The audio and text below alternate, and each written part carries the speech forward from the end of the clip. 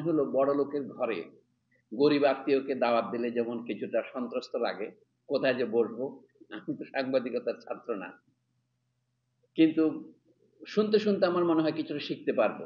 তো প্রথমেই দেখলাম যে চুরি করে দেখলাম ইংরেজিতে প্রবন্ধ উনি লিখেছিলেন, যেটা কার একটা পিডিএফ পেয়েছে আর সকালে সেটা, সেখানে নাম আছে দ্য রাইজ অফ প্রেডেটরি জার্নালিজম, দুইটা উদ্ধৃতি চিহ্নের মধ্যে প্রেডেটরি জার্নালিজম ইন বাংলাদেশ। তারপরে একটা উপশিরোনামও আছে, এ স্ট্রাকচারাল হাইপোথেসিস। এটা তার মূল লক্ষ্য, আমি বুঝতে পারছি, হাইপোথেসিস তৈরি করা। কিন্তু আমি আটকে গেলাম প্রেডেটর শব্দটাতে। আপনি জানেন, কেউ যদি বলেন আমি তোমার হাজব্যান্ড, আমি তার কাছ থেকে কি শুনতে চাই? আই এম ইউর হাজব্যান্ড বলে শুনতে চাই, ভদ্রমহিলা বলবে আই এম ইউর ওয়াইফ, নাহলে তো স্বীকৃতি, বিয়ে তো হবে না, মিয়া বিবি রাজি তো কেয়া করেগা কাজে। কাজে যখনই একটা শব্দ হাজব্যান্ড বললে ওয়াইফ হয়, কারণ হাজব্যান্ড ছাড়া ওয়াইফ হয় না। সান বললে ফাদার হয়, সেরকম প্রেডেটর বললে আরেকটা শব্দ মনে পড়ে আপনাদের, সেটা হচ্ছে প্রে। শিকারী সাংবাদিক যদি হয়, সে কাকে শিকার করে?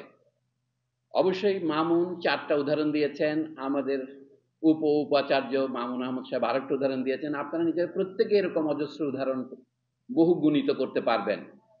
কিন্তু এটা হচ্ছে প্রত্যক্ষ শিকারী, প্রে যেটা বলে সেই। কিন্তু আমরা পরোক্ষ আসল শিকার কারা? শিকারীর শিকার হচ্ছেন আপনি যাকে খবরের বিষয়বস্তু করছেন, পরিমণি, মুনিয়া, মামুনুল হক, অথবা আল মামুন, অথবা এমনকি প্রথম আলো সেই নাম না জানা তরুণ, এরা হচ্ছে শিকার। আর আমরা যারা শুনছি আসল লক্ষ্য কিন্তু আমরা ঝিকে মেরে বউকে শেখানো বলে একটা কথা আছে, যে এদেরকে মেরে অন্যদের শিক্ষা দেওয়া হয় তোমরাও সীমার বাইরে যাবে না। তোমাদের জন্য এটা উদাহরণস্বরূপ, এটা হলো উপদেশ অপেক্ষা উদাহরণ ভালো।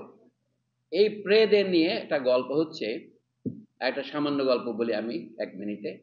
কার্ল মার্কস সাহেবের যে বিখ্যাত থিওরি যে সমাজের শ্রেণী সংগ্রাম আছে, কার্ল মার্কস কখনো একা বলেন না যে সমাজের শ্রেণী সংগ্রাম আছে, তার আগে বহু দার্শনিক বলেছেন এরা।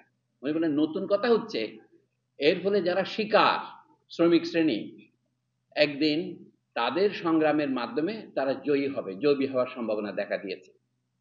কিন্তু তাহলে শিকারের সাথে শিকারীর সম্বন্ধ সম্পর্কে কার্ল মার্কসের বক্তব্য হচ্ছে দেশে পুঁজিপতি শ্রেণী এবং শ্রমিক শ্রেণীর মধ্যে সম্পর্কটা শিকারী এবং শিকারের সম্পর্কের মতো। এটা মার্কস মারা যাওয়ার বহু বছর পরে কেমব্রিজের এক অর্থনীতিবিদ, তার নাম রিচার্ড গুডউইন, গুড মানে ভালো, উইন মানে জয়ী, ভদ্রলোকের একটা থিওরি আছে প্রেডেটর প্রে মডেল। উনি একটু সামান্য অঙ্ক করে, যারা অঙ্কের ছাত্র তারা জানেন, কিন্তু ডিফারেন্সিয়াল ইকুয়েশন দুটো লিখেছেন। দেখতে ধরেন পুকুরে উদ আছে, উদ হচ্ছে শিকারী।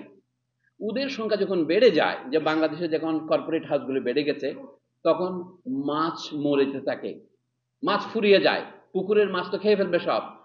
এরপর এমন একটা সময় আসে উদের সংখ্যা কমতে থাকে, কারণ খাদ্য না পেয়ে উদ মারা যেতে থাকে।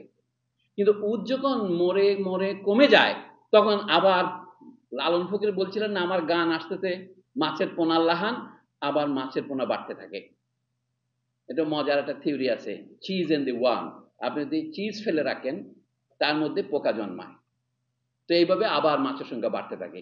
সোজা কাহিনী হলো, যে হারে উদ কমবে সেই হারে, বিপরীত হারে মাছ বাড়বে। কিন্তু মাছ যখন আবার বাড়বে, নতুন জায়গা থেকে উদ আসবে, মাছ খাওয়ার জন্য খাদ্যের সন্ধানে আসবে। তাহলে মাছ এবং উদের যে সম্পর্ক, বা যেমন উদ কথাটা হচ্ছে মাছের ভিতরে যে পানির ভিতরে যে থাকে, উদ মানে কিন্তু পানি, যেখানে আমাদের উদর কথার পন্ত্র, সেখান থেকে। এটাকে ইংরেজিতে হাইড্রো বলে, উচ্চারণ হয় গ্রিক ভাষায় উদ্র, ওই জন্যই। তো এই জন্য মাছের সাথে উদের যে সম্পর্ক, পুঁজিপতিদের সাথে শ্রমিকের সেই সম্পর্ক। এখানে শ্রমিক বলতে আমি শুধু কারখানা শ্রমিক বা গার্মেন্টস শ্রমিক বলছি না, আমরা সবাই যারা চাকরি করি, চাকর যারা, তাদের সাথে এই হচ্ছে সম্পর্ক বিত্তবানদের। তো এতদিন আমরা মনে করতাম সংবাদপত্রের স্বাধীনতার শত্রুকে রাষ্ট্র, এটা আমরা জানি, কারণ বাক স্বাধীনতার বিরুদ্ধে রাষ্ট্র খড়গহস্ত হয়ে থাকে। সংবাদপত্রের আরেকটা বড় শত্রু যে আছে সংবাদপত্রের মালিকেরা, সেটা এখন ক্রমশ স্পষ্ট হচ্ছে। এইটাকে কি আমরা ফেসিবাদের জমানার আবিষ্কার হিসেবে নেব? তখন আবার প্রশ্ন জাগে, ফেসিবাদের জমানাটা কি? ফেসিবাদ শব্দটা আবিষ্কৃত হয়েছে শখানেক বছর হয়, আপনারা জানেন। এটা ইটালিয়ান ভাষার শব্দ। ফেসি মানে হচ্ছে লাঠির বা সড়কির একটা বান্ডল, ফেসি মানে বন্দা বলি আমরা বাংলায়, বন। এইটা ইংরেজিতে ফ্যাসিনেটিং বলে একটা শব্দ আছে, তার গোড়া কিন্তু ওইটাই, যেটা আপনাকে আকর্ষণ করে।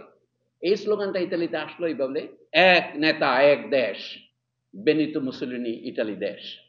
এবং এইটার বাংলা অনুবাদ আপনারা শুনতে পেয়েছেন, কখন থেকে শুনতে পেয়েছেন? 1972 পরে শুনতে পেয়েছেন। প্রশ্ন হচ্ছে, ফ্যাসিজম যদি ইটালিতে উদ্ভূত হয় 1921-22 সনে, 22 সনে তারা ক্ষমতা দখল করে, তার প্রায় 10 বছর পরে জার্মানিতে অ্যাডলফ হিটলার যখন ক্ষমতা দখল করেন, তখনকার সংবাদপত্র পড়লে দেখতে পাবেন তাকে বলা হতো জার্মানির মুসোলিনি। কারণ মডেলটা হচ্ছে ইটালির প্রথম মহাযুদ্ধোত্তরকালে বেকারদেরকে কেন্দ্র করে একটা ইটালিয়ান জঙ্গিবাদ তৈরি করেছে। মাত্র 30-35টা আসনে জয়ী হয়েছিলেন মুসোলিনি। জয়ী হওয়ার পরে তিনি জোর করে ক্ষমতা দখল করেছেন, মার্চ করে। তারপরে তিনি বিরোধী দলকে দমন করা শুরু করেছেন এবং তখন তিনি নির্বাচন দিলেন 1924 সনে। তার পার্টি আরো বেশি বিজয়ী হলেন। এই জন্য ক্ষমতায় গিয়ে, যেটাকে আমরা কিংস পার্টি বলি, ক্ষমতায় গিয়ে যখন কেউ দল গঠন করে এবং তার মাধ্যমে খানিকটা জনপ্রিয়তার মাধ্যমে অন্যদেরকে দমন করে, সেটা হচ্ছে আদি ফ্যাসিবাদ। আমরা বাংলায় বলতে পারি ধ্রুপদী ফ্যাসিবাদ। কিন্তু ইউরোপীয় রাজ্যগুলি চলে যাওয়ার পর আমাদের এখানে যারা নব্য শাসক যারা হয়েছেন, তাদের ফ্যাসিবাদটাকে এখন বলা হচ্ছে পরবর্তীকালের বিলম্বিত ফ্যাসিবাদ। আপনি বলছেন না কিন্তু পোস্ট ট্রুথ বলছেন,